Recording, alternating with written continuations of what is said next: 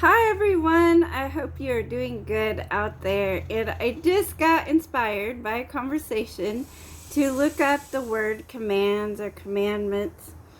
Got to thinking about how important it is that we understand what the commandments are, what God's commandments are. But also, yes, we have Jesus, but he says in the Bible, and I'm going to find that later maybe, but it says that it doesn't get rid of the law, but Jesus fulfilled the law. And I want to read, I found such a treasure, and we always need encouragement these days, right? And I got Psalms 19, and what I looked up was the word commandment. And I'll read that verse in here. It's Psalms 19. It's so awesome. I love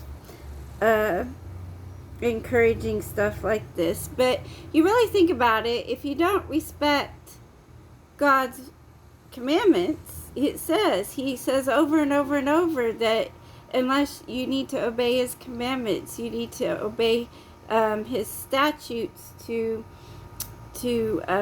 follow him.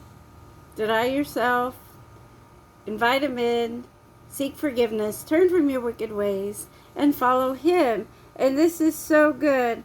I'm going to read the one verse, and getting behind on putting stuff with photographs. I need to, sometimes I need to go back and watch my own videos so I can see what verses I was going to put on the pictures. Have good intentions sometimes and get distracted with everyday life, like paying bills and fun stuff like that. We all have to do. But there's the verse 8 says, the statutes of the Lord, and this is Psalms 19, verse 8, the statutes of the Lord are right, rejoicing the heart, puts it in perspective. The commandment of the Lord is pure, enlightening the eyes. And that is a beautiful picture of the commandments. Instead of thinking of them as, they're just burdensome and horrible. No, his commandments he made them because he knew what is best for us. God knows what's best. He knows how to protect us, he is love. God is love, and he did this out of love because he saw us destroying ourselves, being all about ourselves and destroying ourselves. And he said, got to have some commandments because they're going astray and they're destroying themselves. His commandments are good. We need to see it in that light. We need to know what they are. So I just want to read Psalms 19 because it's very encouraging. It's only 14 verses. The heading of it is The Perfect Revolution of the Lord, or Revelation, sorry. Who said that wrong? The Perfect Revelation of the Lord, to the chief musician, a psalm of David. The heavens declare the glory of God, and the firmament shows his handiwork. Day unto day utters speech, and night unto night reveals knowledge. There is no speech nor language where their voice is not heard. Their line has gone out through all the earth, and their words to the end of the world. In them he has set a tabernacle for the sun, which is like a bridegroom coming out of his chamber. Oh, that's kind of a cool picture, isn't it? Its rising is from one end of heaven, and its circuit to the other. I love taking pictures of the sunset and the sun. I don't usually get the sunrise, but I get the sunset most of the time. It just reminds me of God's goodness every day, and that what he does for us.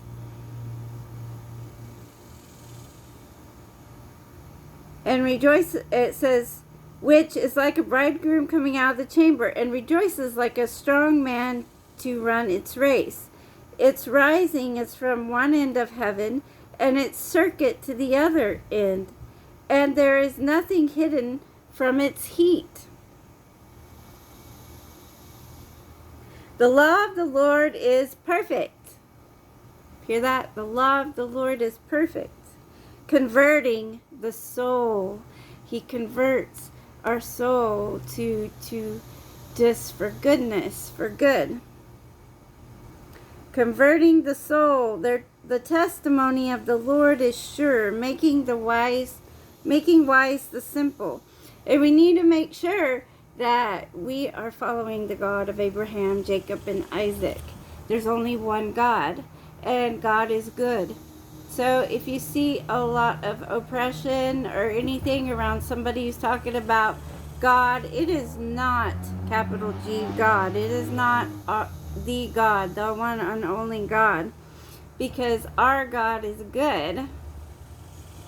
The law of the Lord is perfect, converting the soul. The testimony of the Lord is sure, making wise the simple. The statutes of the Lord are right, rejoicing the heart. The commandment of the Lord is pure, enlightening the eyes. And then verse 9 is awesome. That's all awesome. The fear of the Lord is clean, enduring forever. The judgments of the Lord are true and righteous altogether.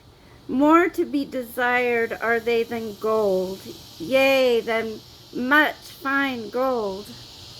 Oh, such a beautiful picture. It's like this puts it in a whole different perspective.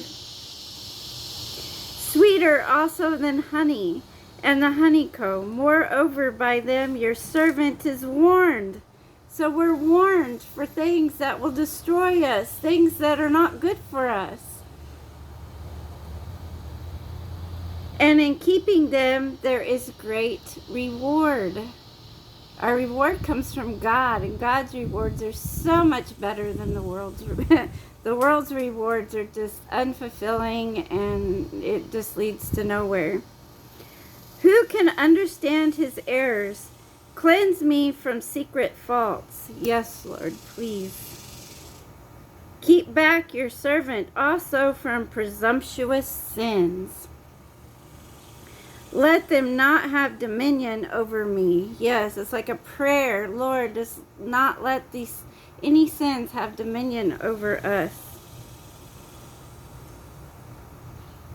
Then I shall be blameless, and I shall be innocent of great transgressions. Let the words of my mouth and the meditation, and we've heard this verse before, but to put it into perspective with this whole chapter is just encouraging, isn't it? Encouraging, I think it is. Let the words of my mouth and the meditation of my heart be acceptable in your sight, O Lord, my strength and my Redeemer. Wouldn't that make a beautiful song? You know, I have so many things that I want to do and creative things. And I want to do it before, maybe it's not even possible to do it anymore. But I really still praying, fasting, not saying it to brag. I am saying it because I feel like God is calling his people, those of us in a position to be able to do this, to pray for our brothers and sisters being persecuted, those that are in dire situations that need us to intercede and pray for them. Please pray for those if you are in a place to do that. And if you aren't, and you can see this and you are in a very dire situation, just know that there's believers like me and my family that are praying for you and weeping with you. So, anyway, I just am getting to the point that I really am not embarrassed to be emotional anymore, because there's a lot to be emotional about out there. But God is so good, and God's ways are wonderful, and his commandments are for our good. They are pure. They are clean. They are to be desired more than fine gold. Is that not encouraging? Lord willing, I will talk to you later.